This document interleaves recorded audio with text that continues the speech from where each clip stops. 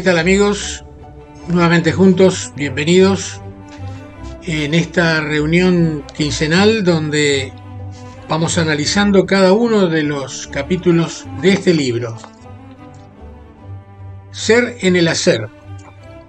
Como hago permanentemente, en cada uno de los capítulos leemos el subtítulo Factor y recurso humano, personalidad e identidad laboral, una perspectiva desde la intervención convergente en la organización del trabajo. Hoy toca analizar el capítulo 7, que es breve, pero es intenso en cuanto a la importancia de dos o tres conceptos. El capítulo lleva por título Conducción y liderazgo, similitudes y diferencias. Vamos a profundizar básicamente en el concepto de liderazgo. Les adelanto que el concepto de conducción en este modelo de abordaje, el modelo convergente de la organización del trabajo, alude básicamente a lo que hemos llamado el personaje de rol organizacional. Es decir, conducir es justamente relacionarse con el personaje de rol, la tarea prescripta que debe hacer, y relacionarse con la persona que está trabajando desde la perspectiva de el personaje del rol que encarna. Es decir, que de alguna manera los aspectos que tienen que ver con la identidad personal, con la personalidad, con la persona, son minimizados o no son tenidos en cuenta. El liderazgo, en cambio, alude básicamente a la relación entre el trabajo y la identidad personal. El liderazgo apunta a las características de esa persona, a las características de la personalidad y a la experiencia que tiene esa persona en ese contexto laboral. En esta oportunidad, y a los efectos de sintetizar y no extendernos demasiado en lo que significan estos conceptos, esta relación entre liderazgo y conducción, vamos a leer unos párrafos que son esenciales en el desarrollo de este capítulo. Y bien, ahí ustedes van a seguirme con el texto en pantalla. La relación entre expectativa de calidad productiva y el desempeño concreto del trabajador está regulada por una ecuación jerárquica que es inestable. Y vamos a ver por qué es inestable. Por un lado, el estilo de liderazgo del conductor y el estilo de interpretación del conducido. El jefe suele decir lo que hay que hacer y con frecuencia cómo hacerlo. Y el operario, en este caso, interpreta esa consigna, subrayamos interpreta, adecuándola a su estilo y legitimando o no con arreglo a su experiencia, creencias y afecto hacia quien reporta.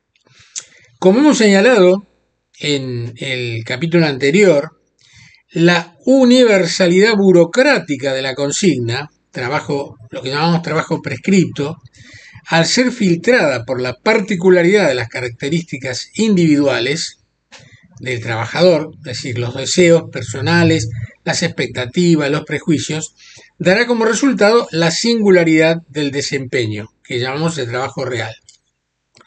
Recuerden que en capítulos anteriores hablábamos justamente de esta interacción entre lo universal, lo particular, y en esa interacción, emerge la singularidad de la tarea, es decir, el sello personal del trabajador.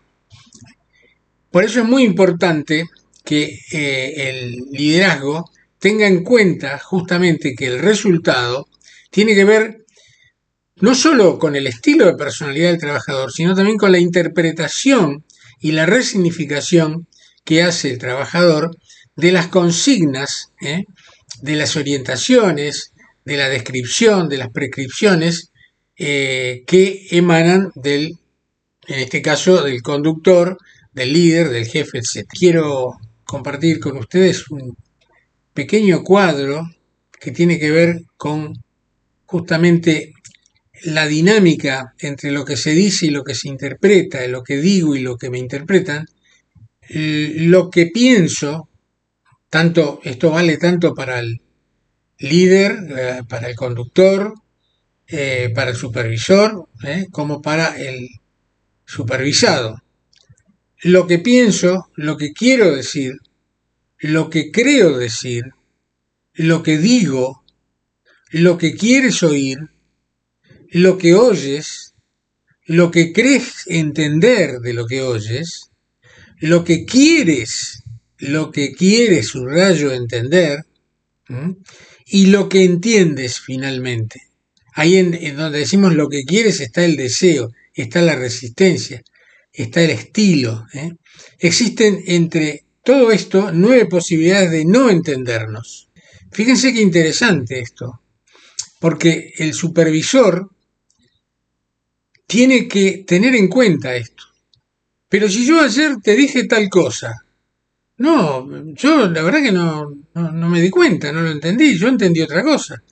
Porque ahí falta interacción, falta diálogo, falta la posibilidad de compartir responsabilidades en el proceso de una tarea. Es importante saber delegar. En general el conductor no sabe delegar, en el sentido, uno podría entender que delegar es decir, hacé tal cosa. Eso no es delegar. Esto es simplemente dar una consigna y no saber si esa consigna se puede cumplir o no se puede cumplir.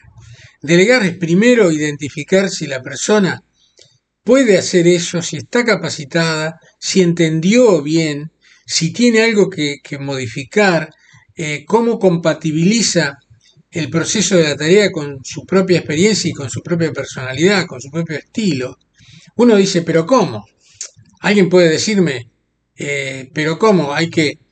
No puede ser que para hacer una tarea hay que buscar una personalidad determinada. No, no se trata de eso.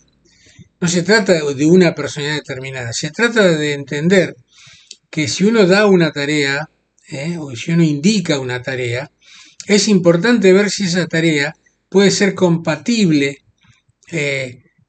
La tarea sí, pero la forma en que yo digo que debe hacerse una tarea, si eso no es compatible con el estilo y la experiencia de esa persona. Por eso es importante decir, ¿cómo lo harías?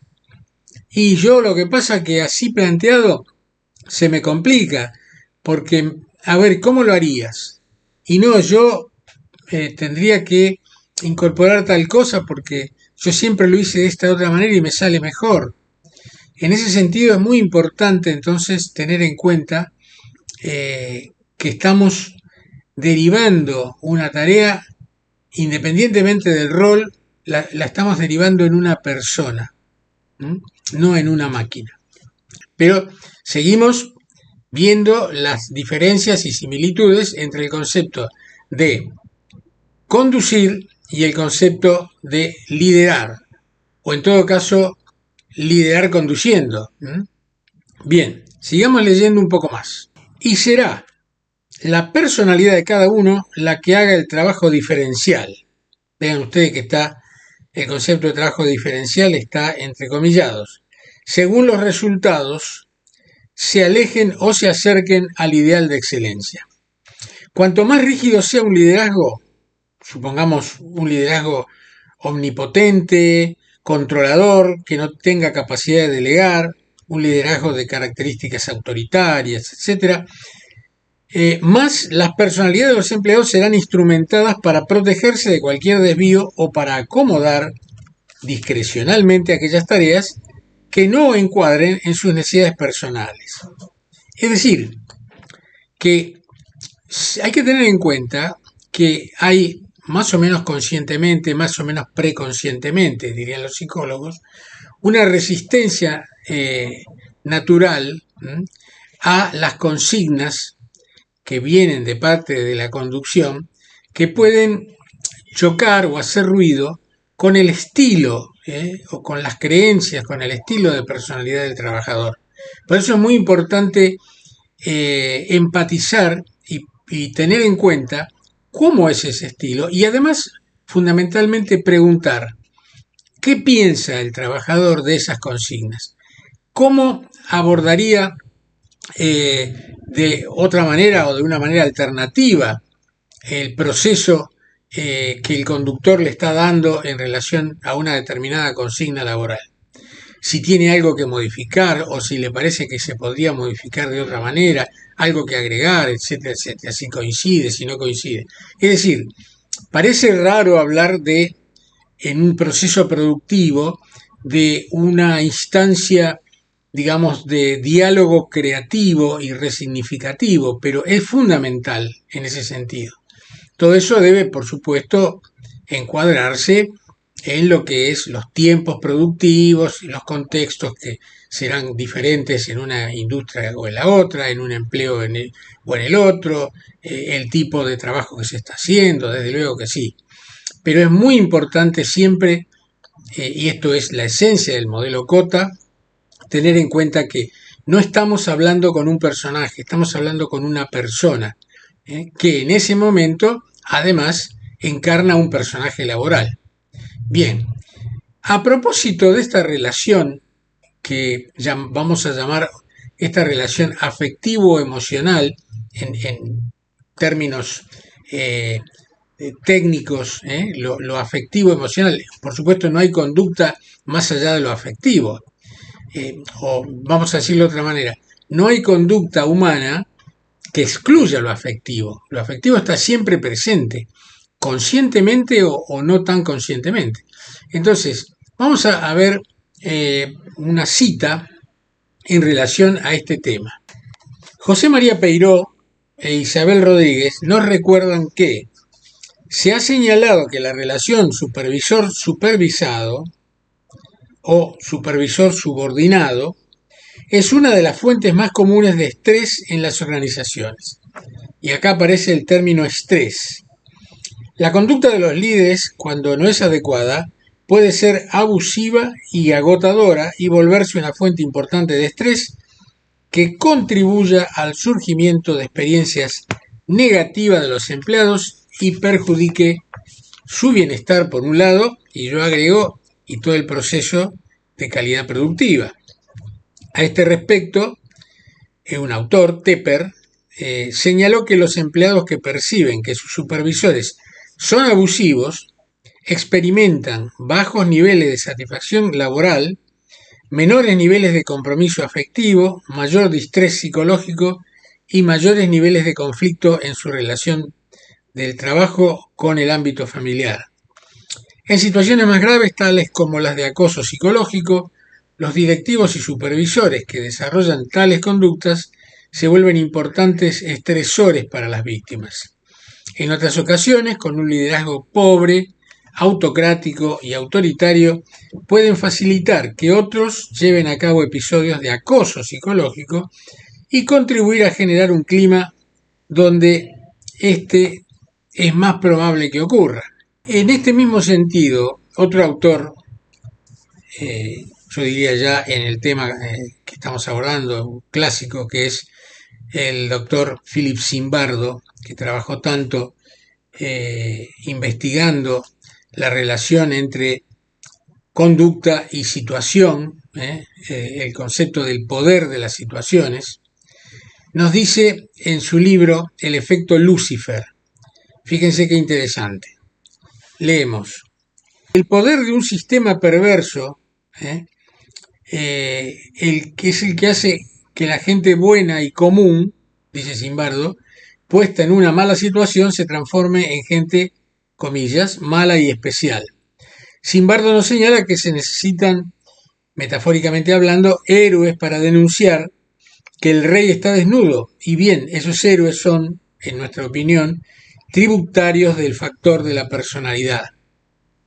Y en ese sentido, a mí me gusta siempre volver a una frase que sintetiza esta relación entre lo universal y lo particular, lo universal y lo singular, lo que alude a la generalidad del personaje y a la particularidad de la persona, donde la situación en una organización nos iguala. La situación nos iguala. Si en un lugar existe algún tipo de liderazgo determinado, ese tipo de liderazgo en principio nos iguala, o digamos, la calidad del proceso productivo, las crisis que puede haber, la relación de la remuneración de la tarea, las condiciones en general en que se lleva a cabo una determinada tarea, eso nos iguala, esa es la situación. Ahora, se hace una lectura de la situación, una interpretación de la situación, y ahí es donde aparece no solo la identidad, sino básicamente el concepto de estilo, de personalidad. Entonces decimos que la situación de la organización nos iguala y la personalidad nos diferencia. Esta es una de mis frases preferidas en ese sentido. Bueno, y esto nos lleva directamente al concepto de las personalidades competentes. Es decir, una personalidad competente, ya lo vimos en el encuentro pasado y el anterior también, las personalidades competentes son competentes porque justamente tienen la capacidad de interpretar y adecuar esas consignas que vienen de parte del conductor, que vienen de parte de, en este caso, un estilo determinado de liderazgo. Es decir, que el estilo de liderazgo tiene muy en cuenta justamente esos estilos de personalidad, y en función de esa relación proactiva entre un estilo empático, ya podríamos hablar inclusive desde la perspectiva de lo que se llama inteligencia emocional, con respecto al liderado, esto produce justamente una potenciación, un resultado positivo en donde esa personalidad se transforma en competente. Yo puedo hacer que una persona que tiene características muy interesantes desde el punto de vista técnico, desde la volición, desde la intención, desde la proactividad, puedo neutralizarlo si no interpreto su estilo de personalidad, si no empatizo con él. Es decir, puedo hacer que una persona altamente positiva dentro de un proceso productivo se transforme en una persona que finalmente aumente enormemente su resistencia a ese proceso productivo, justamente porque no puedo empatizar con él, no tengo en cuenta esas características de personalidad y termino inhibiendo todos los aspectos positivos que tiene ese trabajador. Vamos entonces a definir la diferencia entre conducir y liderar. Leamos. La conducción es una función técnica orientada a las tareas del puesto que a menudo se realiza alienadamente, y subrayo alienadamente. El liderazgo, en cambio, es una actividad siempre estratégica que depende de la empatía con las personas. Fíjense que esta diferencia es fundamental, tener en cuenta la empatía. Vamos a dar un ejemplo quizá demasiado caricaturesco, demasiado sencillo. Yo necesito que se haga una tarea y entonces dejo algo por escrito y le digo, ¿le puedes avisar a fulano o a alguien que lo haga porque yo mañana lo necesito? Y ahí queda. Eso es una forma de conducir, por ahí un poco desprolija.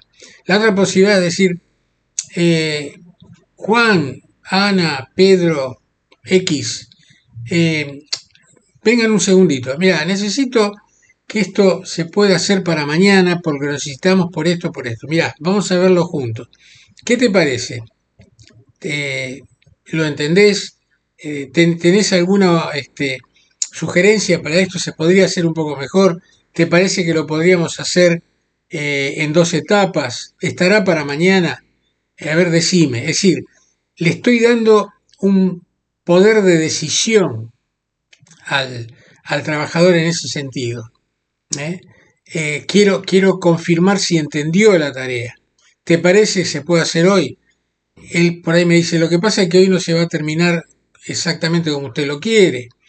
Bueno, a ver cómo podríamos hacer. En todo caso, podemos hacer la mitad hoy y mitad mañana antes del mediodía, y eso me parecería mejor. Perfecto.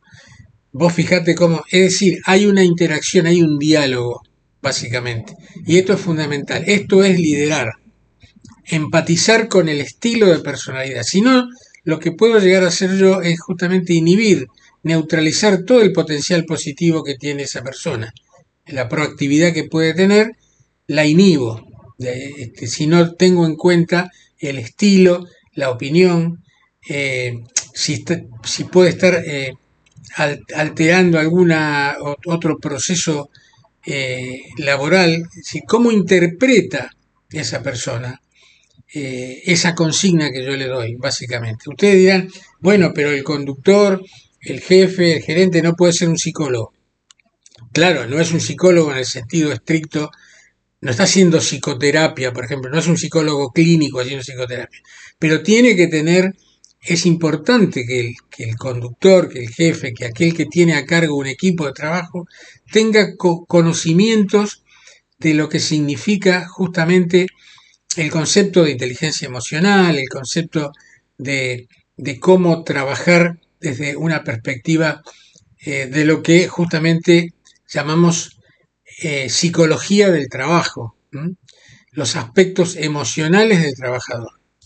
Fíjense qué interesante, esto que estamos hablando, estos conceptos, que alguien pensará, bueno, esto debe tener que ver con una moda actual, debe tener que ver con la psicología del trabajo del siglo XXI, con la globalización, con el imperio de la modalidad de los recursos humanos a partir de los procesos productivos del siglo XX. No, no, esto es mucho más antiguo. Fíjense, ya en 1927, un gran investigador de psicología social y de los grupos, Elton Mayo, en 1927, mostró la importancia del factor afectivo en la dinámica de la productividad vinculada con las relaciones laborales grupales. Les voy a comentar algo más. Como sabemos hoy, ya la situación social y el perfil individual deben compatibilizarse eligiendo las personalidades adecuadas para cada tarea y además aprovechando las modalidades personales con la que cada uno encara una tarea prescripta. Esto es una conclusión de las investigaciones de Elton Mayo en 1927 en Estados Unidos. Así que tiene esto, dentro de 2 años se va a cumplir 100 años de estos conceptos. Y aún hoy, todavía, en la mayor parte de los procesos productivos, se omite, se desconocen estas premisas que son tan importantes, no solo desde la perspectiva de la calidad de vida laboral, del respeto por justamente ético, por la participación y el protagonismo del trabajador en su tarea, protagonismo que está acotado, por supuesto, de manera pertinente a la tarea misma que debe hacer, no es que decida sobre cualquier parte del proceso, pero además tiene que ver con una cuestión práctica que tiene que ver con mejorar la productividad, no de manera alienada, sino de la calidad del proceso productivo. ¿Cómo hacemos las cosas? Como yo he dicho en algunos otros videos, uno puede hacer una tarea usando técnicas complementarias. El modo, digamos, de llevar adelante una tarea puede variar en función de la experiencia, en función del estilo de personalidad, del saber cómo. Pero por sobre eso o debajo de eso hay una sola forma de llevar adelante una tarea y de cumplir una meta, que es hacerlo bien. No hacerlo medianamente bien o hacerlo mal. Para concluir este capítulo, breve pero desde mi punto de vista central en cuanto a los conceptos, el concepto de liderazgo, el concepto de conducción, el concepto de interpretación de la tarea, vamos a recordar y a compartir 6-7 líneas que cierran justamente el desarrollo del capítulo 7. Varias veces hemos reiterado en este libro que técnicamente la personalidad es una configuración estable de sistemas psicofísicos en equilibrio, que opera como una herramienta adaptativa al entorno de nuestra identidad como personas. Como en toda historia, personalidad y situación son las dos caras de una misma moneda. No hay una sin la otra, personalidad y situación. La personalidad de cada uno de nosotros siempre está situada por la sumatoria de demandas, expectativas y presiones, y situada y sitiada, es decir, limitada en gran parte por las características del rol que estamos desempeñando sobre las tablas de nuestra cultura institucional. Y bien, en ese sentido, como decíamos al comienzo de este video, es muy importante diferenciar la mera conducción de la táctica orientada a la estrategia que lleva un estilo de liderazgo convergente, básicamente.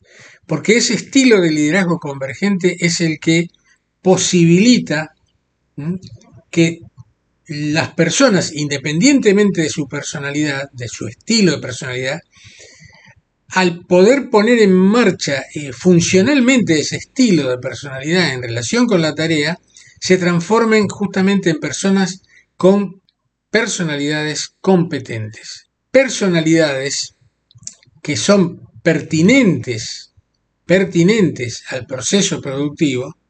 Bien, esto es todo en relación al capítulo 7, similitudes y diferencias entre conducción y liderazgo. Nos reencontramos en 15 días para desarrollar el capítulo 8. Lleva por título La cisura en el trabajo. Fíjense, comillas, la cisura en el trabajo. Introducimos un concepto nuevo. ¿Cisura en el trabajo? Ya lo vamos a ver. Gracias y hasta nuestro nuevo encuentro.